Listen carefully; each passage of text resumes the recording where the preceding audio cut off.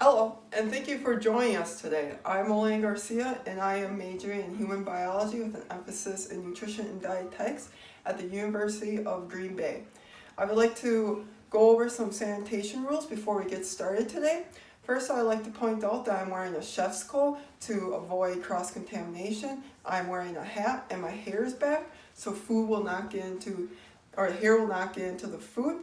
I also took off my jewelry, nail polish, and I washed my hands. So some learning objectives that we'll be learning in this video is what is the difference between micing, chopping, and dicing.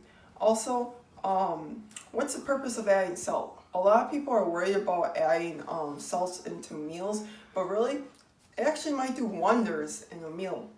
Lastly, what is a poblano pepper and how would you cut it? A lot of people don't heard about poblano peppers. They heard about green peppers, red peppers, but we're going to use poblano peppers today. We are going to be making a Mexican-inspired dish called chicken and cheese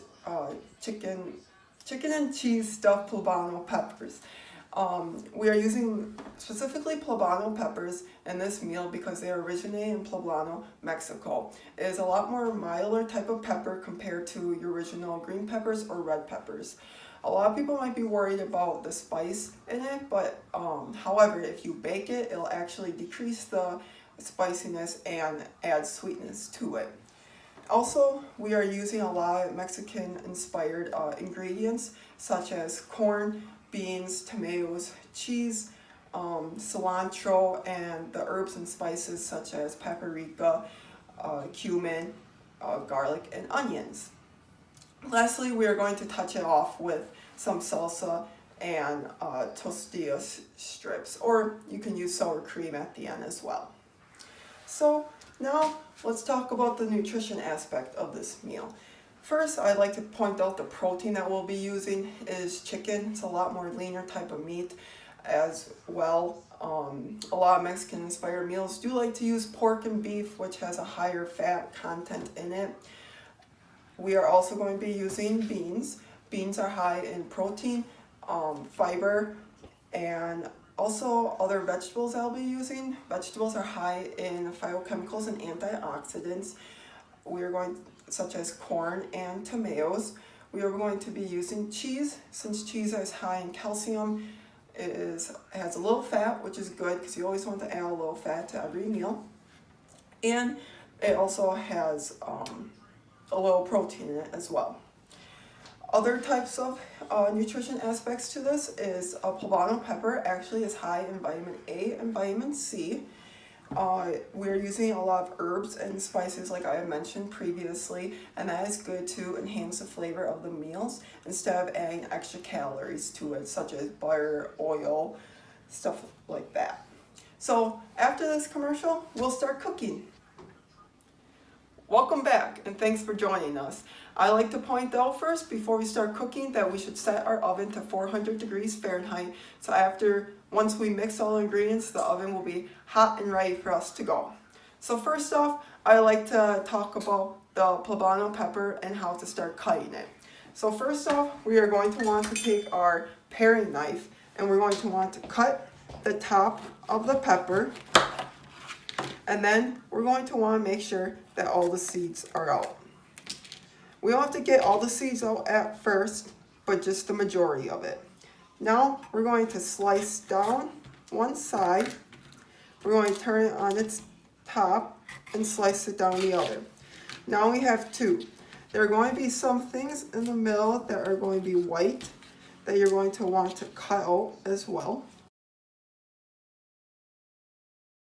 And again, these are a lot different shapes than what your original green pepper or red pepper would look like.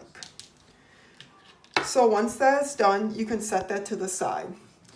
So now, next, we're going to dice our onion. We don't need this whole onion, but I like to use a small chef's knife just to cut it down the middle. And then you just only want to use one. Cut it, or actually, yeah, we can cut it down the middle again. And then you're going to want to remove the skins from it. So now, specifically in this cut, we are going to be dicing the onion. So we're going to want to be using a paring knife, and dicing is a very specific type of cut. There is a large dicing, and there is large dicing is 3/4 of a cube.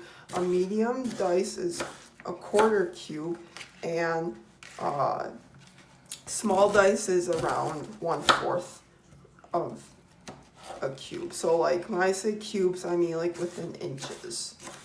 So we're just going to dice it like this.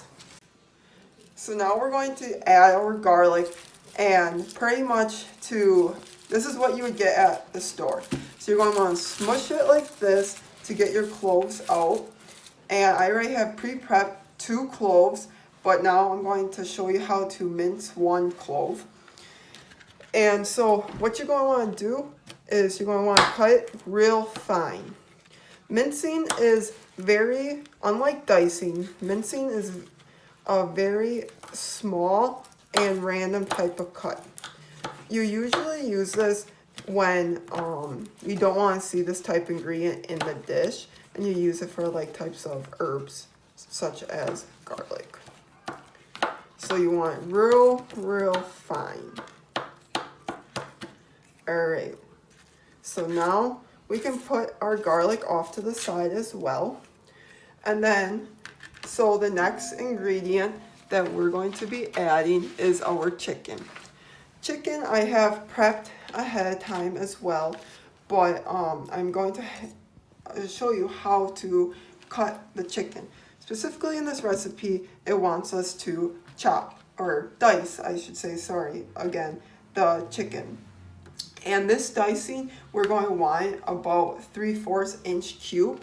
Unlike the onion, we did a half cubed. So we're just going to, instead of using a paring knife, I'm actually going to be using a chef's knife. And to hold a chef's knife, I like to point out that you want to grab it and choke it up here with your 2 fingers onto the side. And then you're just going to want to gradually cut it into chunks like that. So now we're going to put that off to the side as well.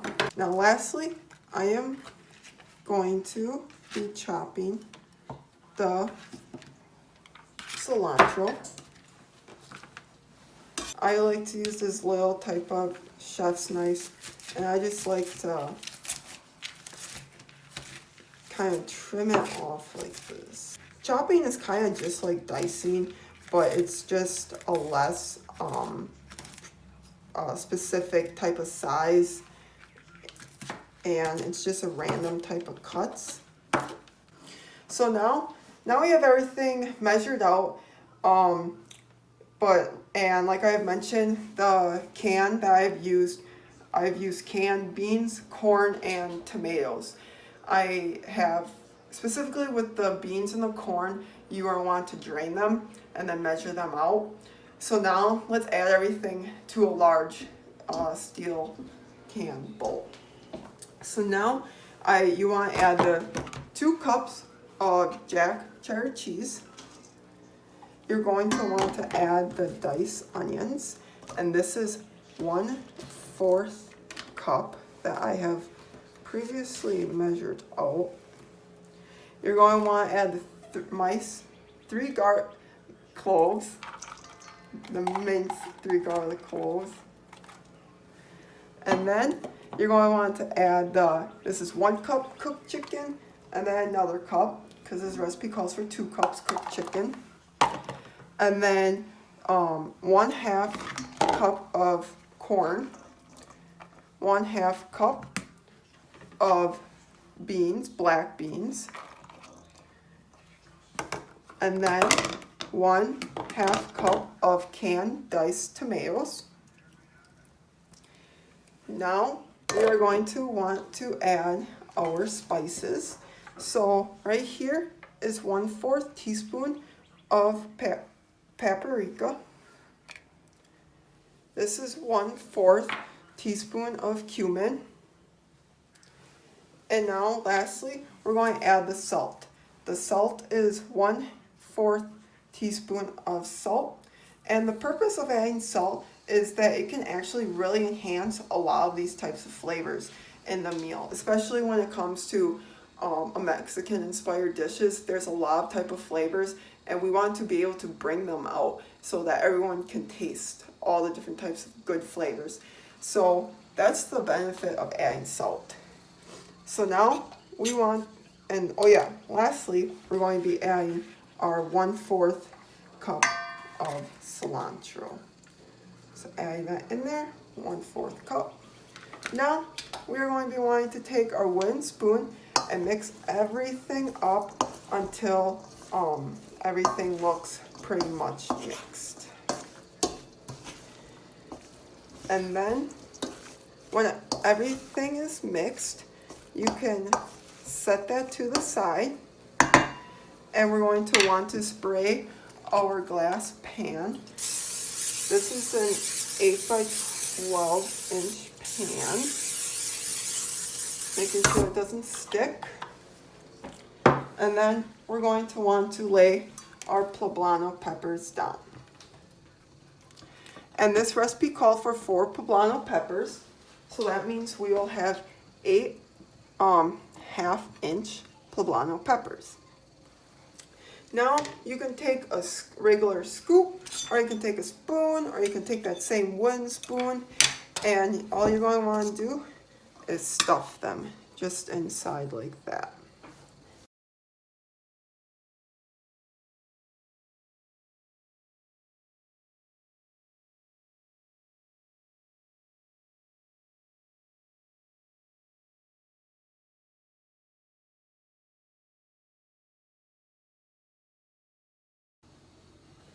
So let's put this in the oven. Again, my oven's ready, 400, preheated, and it cooks for 30 minutes. So let's see. Now we are going to be inserting it into the oven, 400 degrees, and we'll check on it in 30 minutes. The buzzer went off for 30 minutes. Let's check on it. Does that smell good? All right. So since it's done, you're going to want it to sit for about 5 minutes so that we can just let it all settle and have the flavors, give it its last set. So now what I'm going to do is I'm going to scoop it up onto our plate. And then we're going to touch it off with some salsa. It says about the whole ingredient, for the whole recipe, it'd be about 1/2 cup of salsa. But I'm just going to try one with some tortilla strips. We're going to add that on top because we like that extra crunch. Because with all the stuff that we have put into it, yes, baking does give it a little more crispiness, but I like extra crispy and add all the types of flavors and textures. So we're going to add that to it. So now it's time to dig in. This looks good.